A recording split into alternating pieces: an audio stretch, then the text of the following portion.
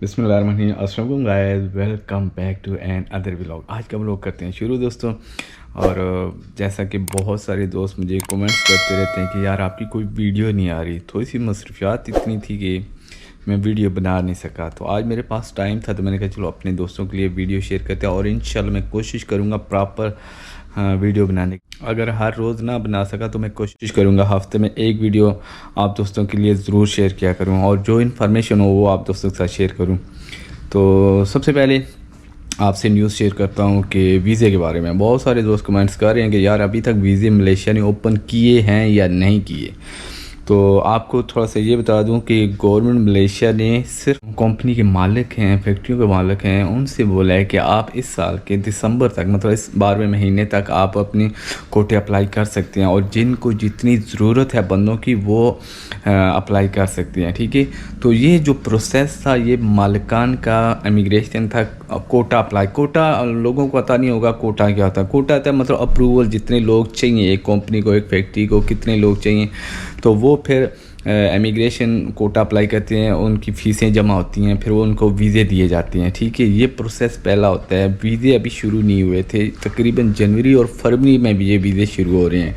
तो इसलिए दोस्तों आप सबों को ये बता दूं, बहुत सारे लोग टिकटॉक पे, यूट्यूब पे वीडियो देखते रहते हैं लेकिन बताया नहीं जाता कि वीज़े मलेशिया के ओपन है या नहीं। फ़िलहाल अभी मलेशिया के वीज़े ओपन नहीं है।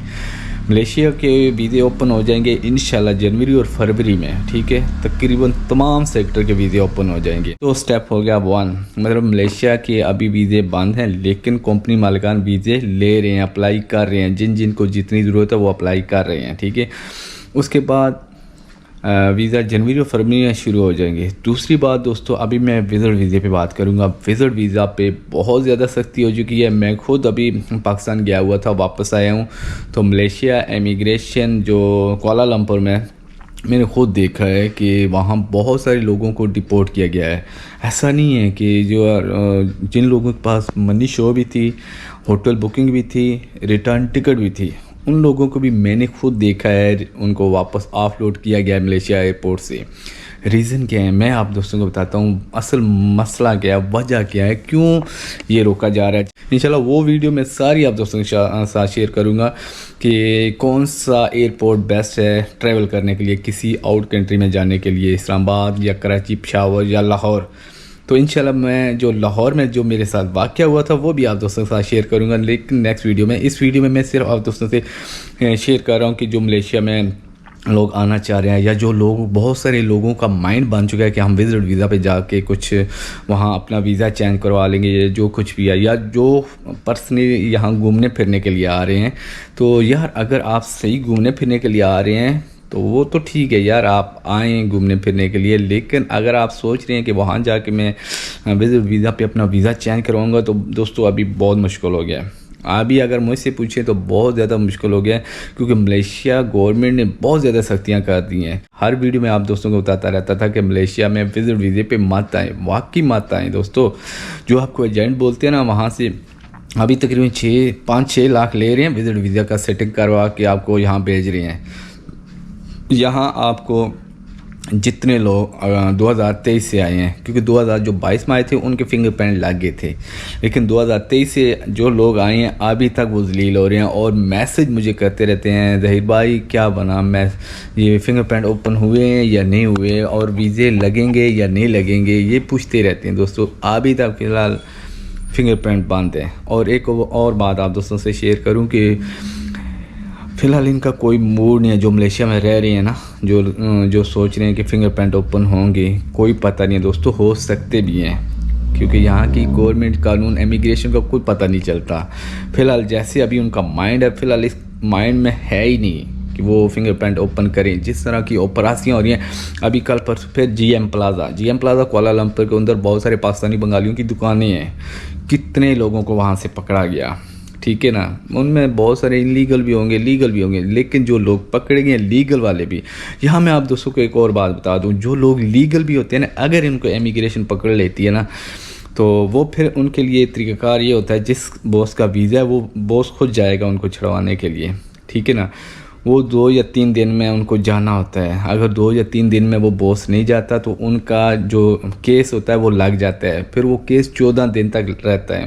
اگر ان کے پاس پراپر ویزا بھی ہے نا تو 14 دن وہ جیل کے اندر رہیں گی، کیونکہ وہاں کا قانون ہے جب کیس لگ جاتا ہے 14 دن بعد جج ان کو سزا دیتا ہے. جن کے پیپر نہیں ہیں، اگر جن کے پیپر ہیں وہ ظاہر ہے 14 دن تک باس پہنچ جاتے ہیں تو وہ 14 دن بعد ان کو رہائی ہوتی ہے جن کے پاس اوریجنل ویزا ہوتا ہے. جن کے پاس نہیں ہوتا وہ بھائی یہاں سے سزا کاٹ کے، جب میں پاکستان سے جا رہا تھا جب میں یہاں ملیشیا سے پاکستان جا رہا تھا تو بہت سارے پاکستانی میں نے دیکھے، تقریباً 30 سے 40 پاکستانی تھے جن کے ساتھ امیگریشن تھی، اور جیل سے لے کے جہاز بٹھانے تک امیگریشن تھی. اور جو آف لوڈ جن کو آؤٹ پاس یا جن کو پکا وہ بلیک لسٹ کیا ہوا تھا، وہ سب پاسپورٹ کاؤنٹر پہ جا کے جہاز کا عملہ ہوتا ہے اس کو دیا جاتا ہے.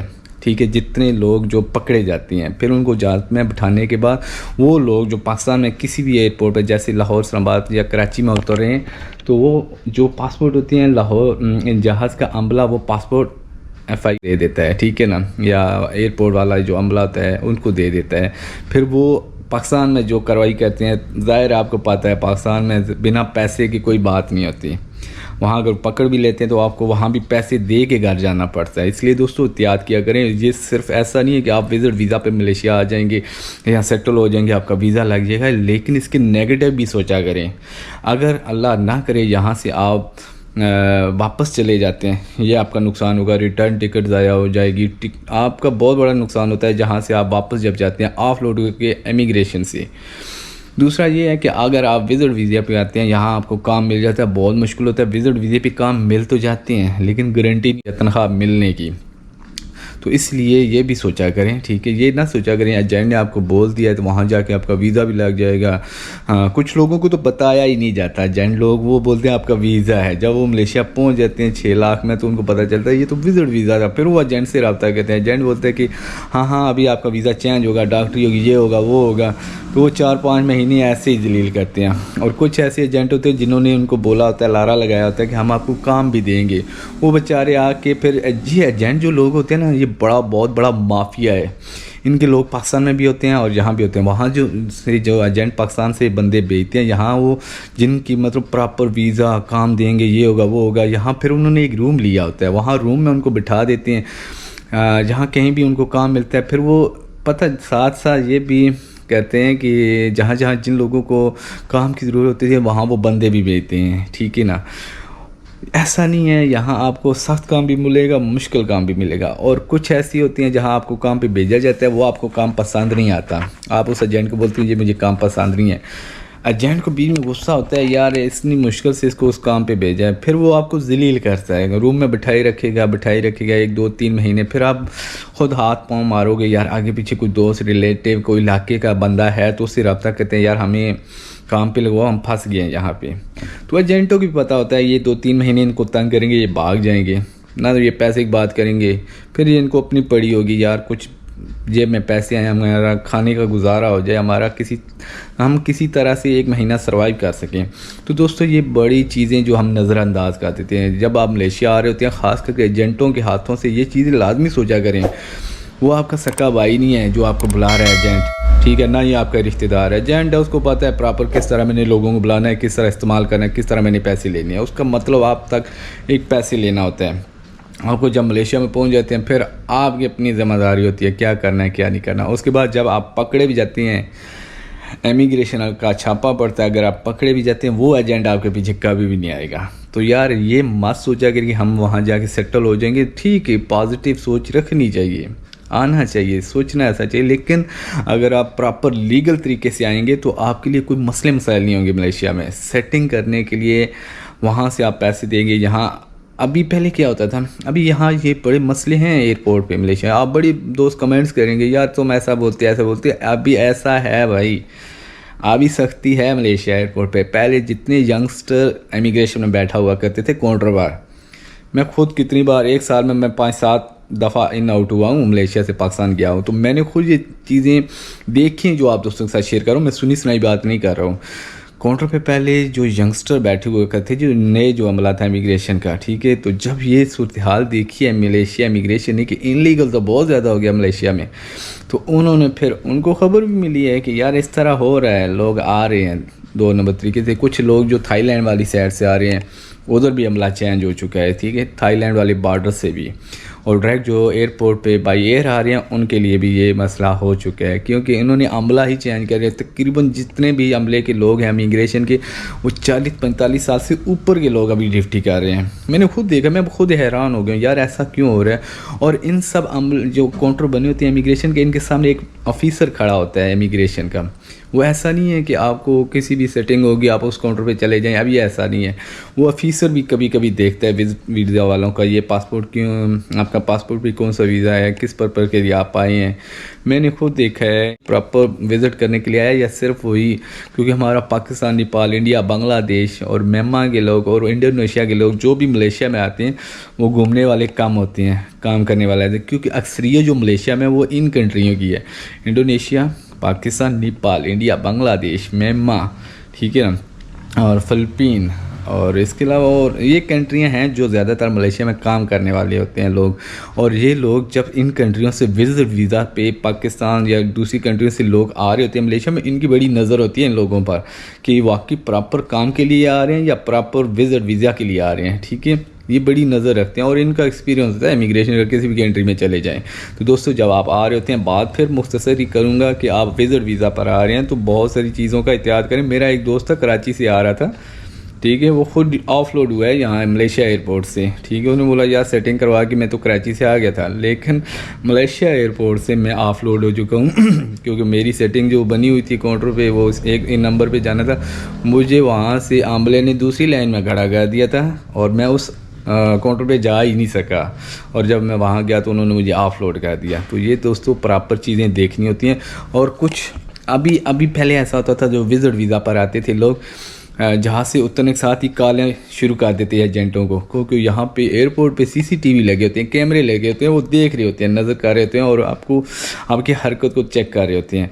और ख़ास करके जब आप डायरेक्ट एयरपोर्ट पे उतरते हैं, डायरेक्ट कॉलें शुरू करना लग जाते हैं एजेंट को कि हम पहुँच गए, वो चीज़ बड़ी नोट हो रही होती है। तो इस चीज़ से भी एहतियात करें, गुरेज करें, ठीक है। ऐसे पॉइंट होते हैं जो इमिग्रेशन को डाउट हो जाता है आप पे, तो ये काम ना किया करें। आप जब सेटिंग पर आ रहे हैं तो एक बार ही उसको पाकिस्तान से ही एजेंट को बोलते हैं सेटिंग काउंटर नंबर बता दो। लेकिन ज़्यादातर जहाँ ड्यूटी चेंज होती रहती हैं वो एजेंट आपको बोल देते हैं जहाँ आप उतरोगे तो फिर मुझसे पूछना कौन से काउंटर पे उनकी ड्यूटी हो रही है। तो ये दोस्तों फ्रॉड भी हो सकता है। मैं आपको पहले बता दूँ, एजेंट जो लोग होते हैं वो आपको पहली बार ऐसे ही भेजते हैं कि रिस्क लग जाएगा, निकल जाएंगे, किसी भी काउंटर पे जाएंगे, कभी कभी सेटिंग बन भी जाती है, बंदे बिना पैसे के, ये एजेंट रिस्क लेते हैं। मैं आपको ये भी बता दूं, जो एजेंट आप लोगों को बुला रहे होते हैं मलेशिया में, वो पहली बार चांस लेते हैं कि बिना पैसे दिए हुए शायद हो सकता है आदमी निकल जाए, तो हमें पैसे नहीं देने पड़ते जो सेटिंग वाले होते हैं, ठीक है। ये पहली बार चांस होता है, ऐसा करते हैं ये एजेंट लोग। तो इसलिए अपना नुकसान इन एजेंटों के कहने पे ना करें और आप लीगल तरीके से मलेशिया आएँ, लीगल तरीके से काम। अगर आप ज़िंदगी में कामयाब होना चाहते हैं तो स्टेप बाय स्टेप आप ऊपर जाएंगे। कभी भी आप ऐसा ना सोचें कि मैं नीचे से डायरेक्ट ऊपर चला जाऊँ, कभी ऐसा नहीं हो सकता। तो दोस्तों रिक्वेस्ट करूँगा लीगल तरीके से इन एजेंटों के हाथें मत लगें।